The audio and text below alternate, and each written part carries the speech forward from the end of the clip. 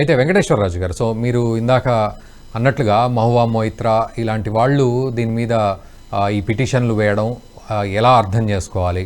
అంటే వాళ్ళ ముఖ్య ఉద్దేశం అంటే అదేదో ప్రజాస్వామ్యాన్ని రక్షించడమో అదని కాదు, అసలు వాళ్ళ ముఖ్య ఉద్దేశాలు ఎలా ఉంటాయి? అండ్ రేపటి రోజున దీనికి సంబంధించి హియరింగ్ ఉంది. ఇప్పుడు ఈ రెండే కాకుండా అమ్నెస్టీ ఇంటర్నేషనల్ కూడా ఉందండి. ఓకే, ఈ అమ్నెస్టీ ఇంటర్నేషనల్ కూడా అంతర్జాతీయ విషయాలలో వాళ్ళు కూడా దృష్టి పెట్టాల్సినటువంటి అవసరం ఉంది.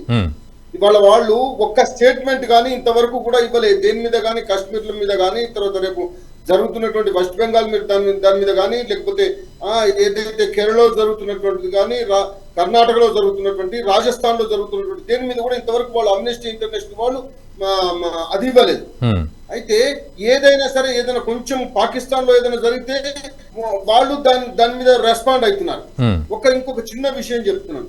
ఇవాళ పాకిస్తాన్ లో జరుగుతున్నటువంటి హిందువుల మీద జరుగుతున్నటువంటి, హిందూ దేవాలయాల మీద జరుగుతున్నటువంటి, అప్పుడు స్వాతంత్రం వచ్చినప్పుడు ఉన్నటువంటి ఎంత పర్సెంటేజ్ ఉంది, ఇప్పుడు ఎంత పర్సెంటేజ్ ఉంది, తక్కువ కావడానికి కారణం అనేటువంటిది ఎవరన్నా ఆలోచిస్తున్నారు? ఇప్పుడు వీళ్ళంతా కూడా ఇప్పుడు బంగ్లాదేశ్ లో పరిస్థితి ఆలోచిస్తున్నారా?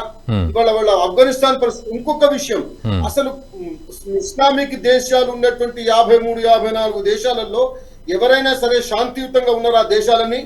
ఇవాళ మన దాని మీద వాళ్ళు ఇది ఇంటర్నల్ మ్యాటర్స్ ఇవి.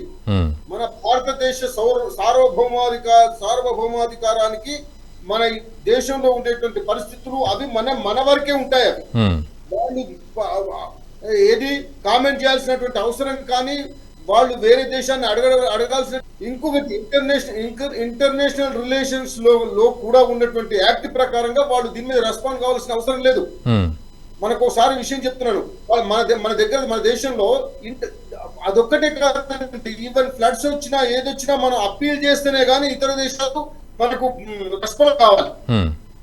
అటువంటి మన దేశంలో జరుగుతున్నటువంటి ఎక్కువ పరమ పవిత్రమైనటువంటి కావడి యాత్ర, లక్షలాది మంది భక్తులు బంబం బోలే భోలేనాథ్ కి జై, భోలేనాథ్ కి జై, ఓం నమః శివాయ అనుకుంటూ, అంటే కాళ్లకు ఏది చెప్పులు లేకుండా, పాదరక్షలు లేకుండా, ఏది లేకుండా వాళ్ళు వెళ్ళి కొన్ని వందల కిలోమీటర్లు వెళ్ళి ఆ కావడిలో ఆ పవిత్రమైనటువంటి జలం తీసుకొని ఋషికేశ్ లో గంగా జలాన్ని తీసుకెళ్లి వాళ్ళ ఊళ్ళల్లో ఉండేటువంటి ఏదైతే ఆ యొక్క శివాలయాలలో వాళ్ళు.